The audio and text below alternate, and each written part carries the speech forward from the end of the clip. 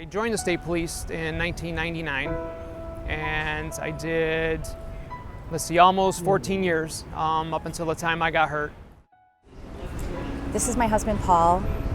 Badge, here's his East Hartford patch, and he was badge number 208. He began his police career on July 24th, 1989, and served the community of East Hartford for almost 24 years, so close to retirement. Paul was a decorated police officer.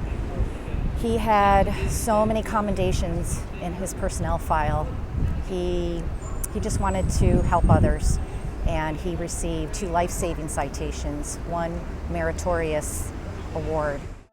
November 2010, definitely, a date I'll never forget. That's when I was working a plainclothes detail. I was on a gaming detail for the state of New York as an investigator, and I was working one night and just had a subject that we arrested, and then he kind of got a little crazy again and was highly intoxicated, and I got assaulted, and during the struggle of arresting him, that's when I hurt my shoulder. And right after the incident, you go and you always have the hope that, you go to physical therapy, you have your couple surgeries, you get everything all figured out, and you're just like, you work hard, you go to PT every day, you follow everything. And then you get to the point where they say, this is not working, I'll never forget the day that I went to the doctor, and he came back in and said, you got to change careers. You're never going to do this again. And I'll never forget that. I'll never forget that moment. And then from there, that's what just kind of started everything. It was just like a big explosion in my mind, because I just couldn't handle the fact that, I just can't do this job anymore. A job that I loved. I loved working with the state police, and I just loved what I did. And then the time frame from knowing that I couldn't get back to work and I was probably going to have to retire, that's when a lot of stuff just kicked in. I just started worrying about and thinking about, and the nightmares and the whole stress associated with getting injured and getting hurt.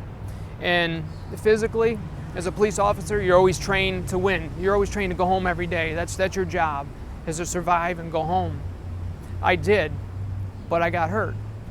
Psychologically, I don't think I've gotten there yet. I don't think that I won, Psychologically, I struggle with the fact that, to me, I got hurt. It cost me my career. I just have to learn, hopefully one of these days, that I lost psychologically.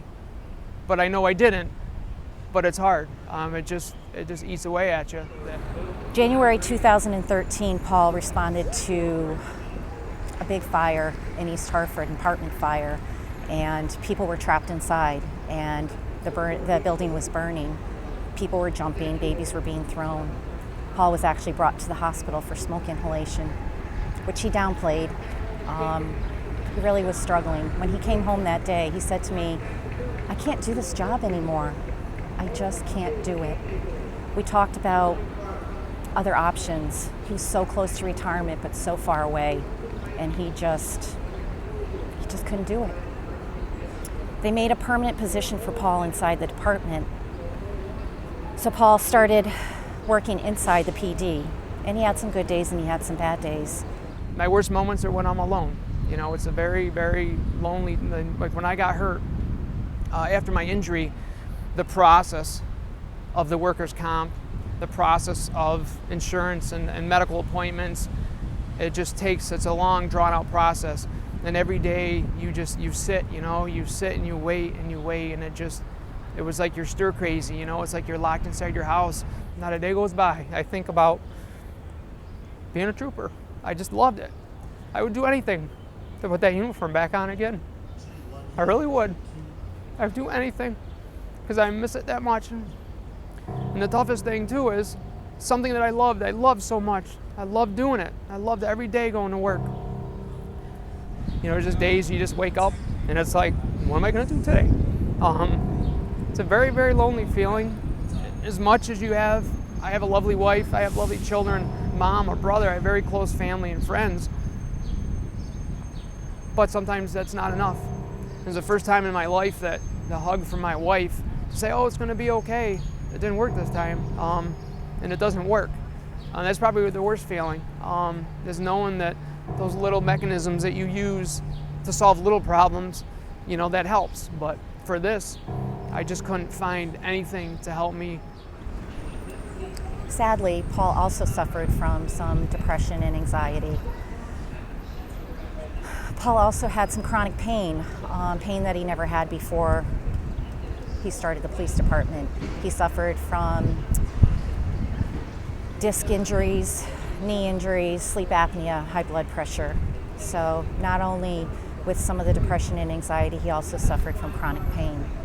I think one of the biggest things between physical injuries and psychological injuries, first of all is that visibility. If you walk around and you go places, people will see you limping, or they'll see you walking with a cane, or they see you with crutches, or they know that you're injured, and maybe they won't do things or say things.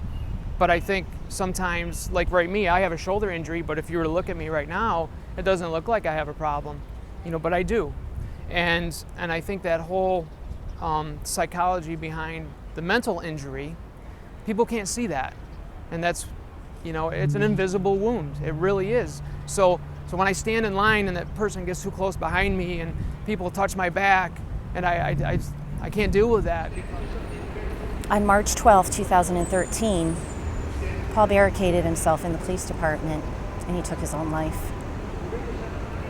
And you probably wonder why I'm sharing this story with you. Because I need to break the silence about what my husband suffered with and what all our law enforcement officers and first responders suffer with. The depression, the anxiety, it's real. It's there and we need to help them. We need to help them. We need to make a difference. My husband left 2 suicide notes, and one of them said, "Make my death an issue. Help other people that are like me." And so this is why I'm doing this. And I believe 208. I believe that PTSD is real and it exists. I believe that alone I can't do much, but together we can make a difference and we can break the silence. Yes, there is some hope. There is some hope in the awareness. There really is. Because I think there's people out there right now. There are thousands and thousands of police officers, firefighters, emergency service personnel that are seeing this stuff every single day and that are suffering. And they just don't know about it. They don't know what they're feeling is normal. They don't know that they're not alone. And that was my biggest struggle. I didn't know a lot about this. I really didn't. We need to be there for them. We need to support them. We need to tell them that we love them. We need to reach out for help for them because oftentimes they can't reach out for help. So we really got to step up the awareness. We really got to end the stigma. We got to do this. And if you did this job like I did, don't be afraid to talk to somebody. And if you're doing the job right now, look after your partner. Look after your buddy. Give him a phone call. When he gets hurt at work, check in on him. See how he's doing. Because I'm telling you right now, he's probably lonely. He's probably very lonely. Because I've been there. And I know what it's like, and I know how it feels. Every day you get up, you go to work, Every day you put that uniform on, or you put on that gun belt, or you put your shield on. You get into that routine. And then when you wake up one day and that's done, that's over. It's hard. It's really hard. We need to support our officers, and we need to help them when they're feeling this way and when they're struggling. We have to change the laws, the rules. We have to change the culture. We have to break the silence that this is happening. Officers are real. They're human underneath that badge.